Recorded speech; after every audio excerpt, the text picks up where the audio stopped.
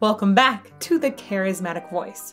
We read your comments and we tally what you want to see on the channel most, and then we do it. Today's video got over 5,100 upvotes, and I want to shout out specifically to Troy Seker, who said that this song is the perfect encapsulation of the raw power and ability to evoke emotion Kurt's voice contained. That's a fantastic recommendation, so let's get to it.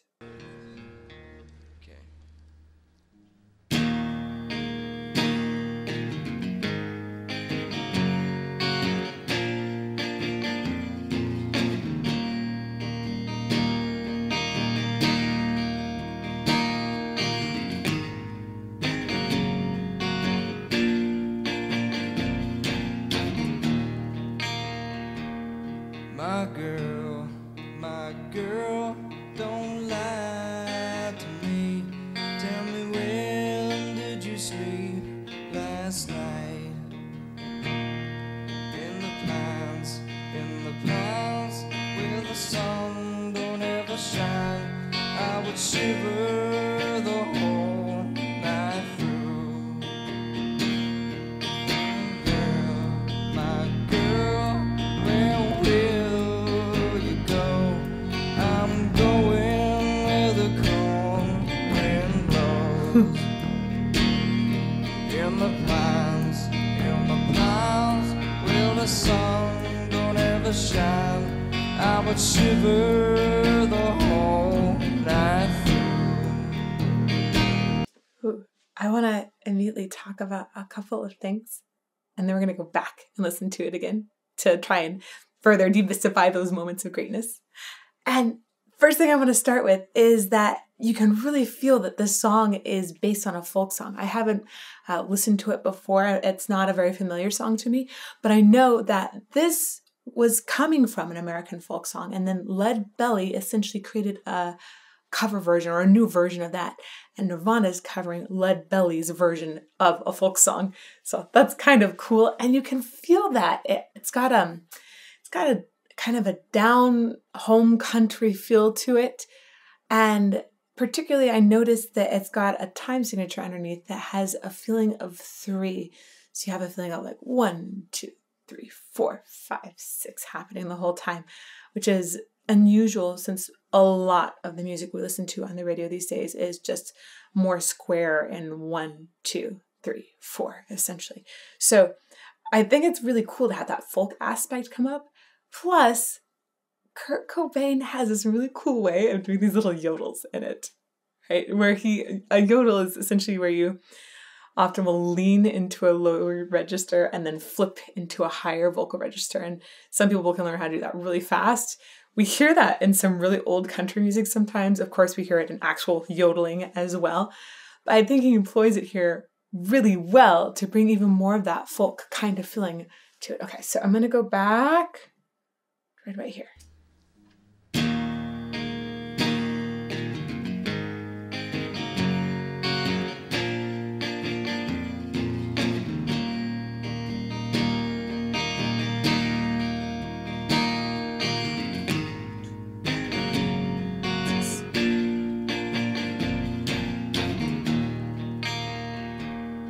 My girl, don't lie to me. Tell me, when did you sleep last night? In the pines, where the sun don't ever shine, I would shiver the whole night through. So right there on both whole and night, he does that little yodel, and I think it's so cool, and it feels like it's almost bluegrassy, right? I would shiver the whole night through. My girl, where will you go? I'm going where the cold wind blows. In the pines, where the sun don't ever shine, I would shiver the whole night through. There it is again. The husband was just about a mile from here. His head was found in a driving wheel, but his body never was found. One of the things that I think is so fascinating about the entire grunge movement is that it was a part of the style to break vocal rules. A lot of times, sort of guides that you have in singing lessons or singing traditions, I really should say, they're about how to create a pleasing sound. But that pleasing sound is very subjective. Different people think different sounds are lovely. Maybe there's a majority of people that prefer one sound over another, but the grunge movement, I think, really proved that people were wanting something that felt a little more raw, a little more grungy, something a little dirtier in the sound, something that didn't feel so pristine, right? And part of where you hear this is, it's really easy to see, actually, in Kurt Cobain. He's got his mouth a lot more closed than is often considered correct. And partly because it's more closed, a lot more of the sound is going through his nose. He also has his soft palate down more, which is causing that to go through his nose too. So he also leans into nasal consonants, like an N. And a nasal consonant, by definition, has to go through your nose. If you try and say an N and go, if you plug your nose, you go, the sound stops because it can't go through your nose anymore. That's one of the ways you know it's a nasal consonant. So he really leans into and elongates those nasal consonants. And then on top of that, he is leaning into diphthongs. I know so much vocal jargon in this moment, but he's leaning into diphthongs. And diphthongs are those, it's when one sound is, it combines two different vowels. So ow, for example, an ow vowel, like O-W, ow, right? That's an actual combination of ah and oo, so ow. And in the oo part, he will direct the sound even more through his nose. I think that's partly because the mouth gets just so closed. So that's the way the sound is escaping. He does it so clearly in here. I want to go here. Maybe? The husband was a hard-working man, just about a mile from... There you go. On the word about, it's an ow vowel there. And he goes, ow, and just puts it straight through the nose. Man, just about a mile from here. His head was found in There's another one. Wheel, but his body never was found. Perfect example. On found, you hear the ow where he's going through his nose on the oo part of that diphthong, and then he really leans into the in consonant there as well. One more time, and then we'll keep going. Never was found. Yeah. My girl, don't lie to me. Tell me, where did you sleep last night? In the pines, where the sun don't ever shine. I would shiver the whole night through. There's this really interesting thing I've seen him do a couple times in here, and just shout out to MTV Unplugged. I love this series so much. I think it's delightful for a person who specializes in voice to get to hear bands in this sort of stripped down setting that's live and has really good camera footage as well. It lets me dig into what the singer is doing even more. So it's such an amazing series. Really, really great work. So he's doing this thing every now and then where he does like a little vocal or a little jaw side shift. I've seen it, I think 3 times now in the video. I'm not sure why it's there. I just want to mention it. A lot of times we don't recommend that you have little side shifts. It tends to denote some tension in the jaw that's being kept there. Then again, what we really care about is this like very pained sound that he's making, and that it's very effective. But I just wanted to point it out, see if it happens again. Oh, right there. So on Sun, while he's singing, it's a little side shift thing. I have no idea what that's from. Maybe there's something in his mouth that's bothering him. It doesn't hugely affect the sound, but that's normally something you wouldn't see a singer do in the middle of a sustained vowel. Yeah.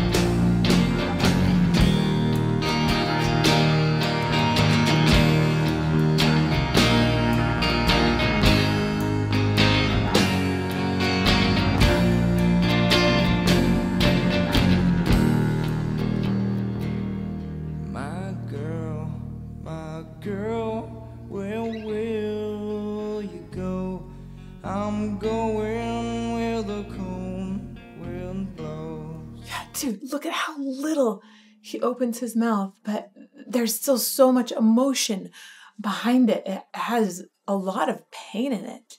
And even so, on this note, the girl, he's flat. He's under the pitch. But it doesn't bother me. I'm going, it sounds so heartfelt. My girl,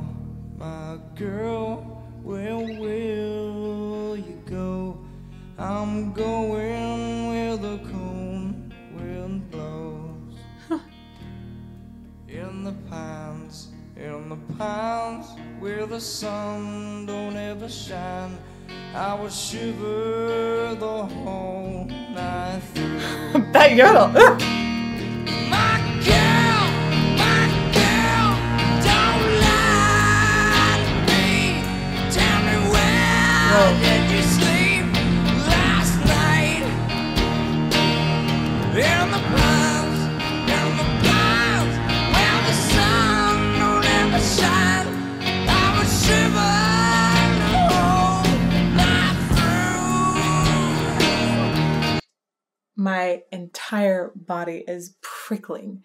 That is gut-wrenching, the sounds that he's creating here. By no means do I think, oh, this is a lovely, beautiful, pristine sound, right? We want that authenticity. We want that pain. But I don't think I've heard that kind of pain in his voice before. That's a really incredible sound. Whoa. In the pines, where the sun don't ever shine, I would shiver the whole night through. Have this, it's just so effective. And I have this one side of my brain that's going, oh, that sounds quite pressed. You know, the phonation is quite pressed. Sounds, rather tight in the throat. And then the other side just says, yeah, but it works. It works. You got shivers, right? If it gives me shivers, then that's awesome. Don't destroy your voice, please, because I want to have shivers lots and lots of performances in a row. But wow, that's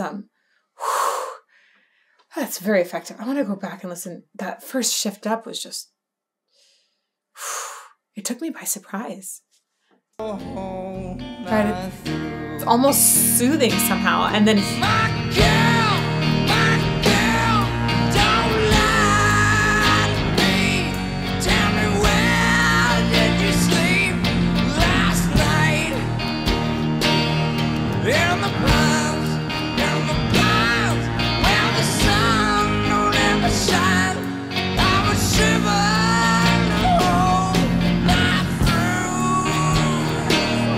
My girl,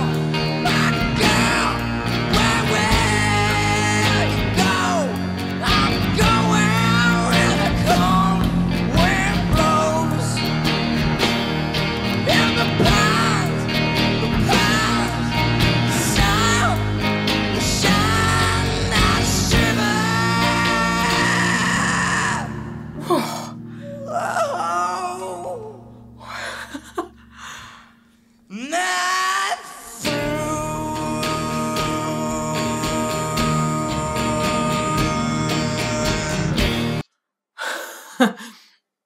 kind of kept wanting to stop it in there at some point, and I didn't feel like I could. It's just this is a very intense sound that he's making that almost just feels wrong to interrupt. It's like when a person is wailing and crying, you don't go tell them to stop. You let them emote it out. You let those emotions flow, and you can just hear his emotions pouring out. He sounds like some sort of really hurt creature. It doesn't even sound human sometimes anymore. I think that the distortion he's making, I'm not 100% sure. It does have some continuity in it, which makes me think that it's probably okay. But then again, I think this is at the end of their set. So it's possible that they save it because this takes a lot out of his voice at the end of the concert. It feels pained, just really pained. Whether or not it's actually vocally pained, I'm not sure. You see a lot of scrunching on the face, but yeah, it's really effective. And that ending where he's playing with the tempo here is amazing. It's just great timing.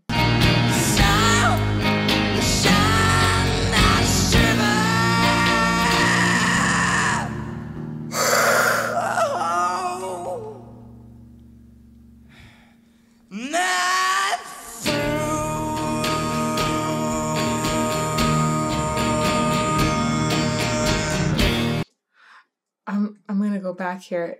I don't see a lot of tension in his neck, so I'm leaning towards I think this distortion is created the correct way. But oh my goodness, it feels extremely grating. It evokes a ton of feeling, and it almost feels disturbing. Again, it's like an animal that's caught in a trap. I'm shocked by the sound. And I really like that he still contained that yodel moment, right? He still contained that, but with the distortion on top of it, which, mind blown. That means that he's able to really cleanly be making a lot of adjustments down in his larynx, down where those true folds are together. So I'm guessing the distortion is probably on top of that in a different spot within that whole vocal tract. I'm just going to go back again and listen to it because it's really amazing. He even does a really interesting vowel modification in it at the end. It's really cool. Okay. Here.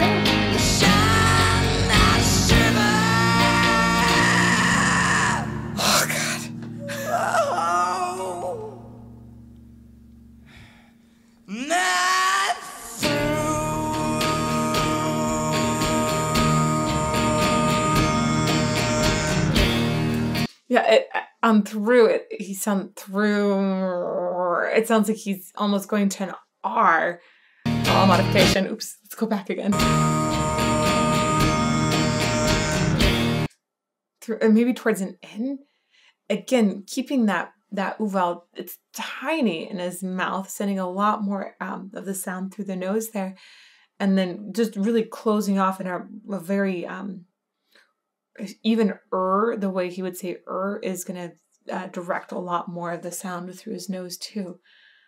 One more time. This ending it's shocking and satisfying at the same time.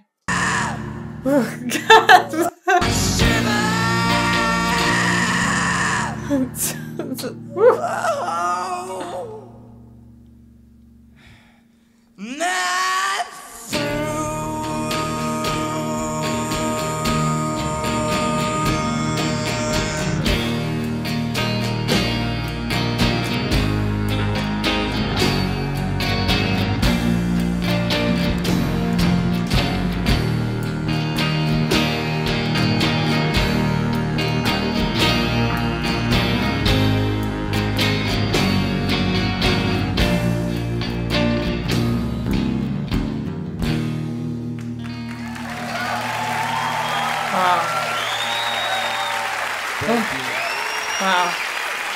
I'm still shivering from that last bit of sound that he made. This was it just moved me. That's what you want from a song, right? You want it to move you. I don't want it to be vocally perfect every time if it can't move me fundamentally. And I absolutely adore that he's able to take and break all of these vocal rules in order to move me even more. I think it's fascinating. I love the way that through all of you, I've been discovering how this grunge style developed and discovering different grunge bands. It is a really amazing process to go through. If you want to see that process, we have an entire list here of other grunge songs that I've reacted to. It's pretty awesome. And I just have to say thank you so much for your recommendations. I really, really appreciate each and every one of you. And I hope I get to see you again soon.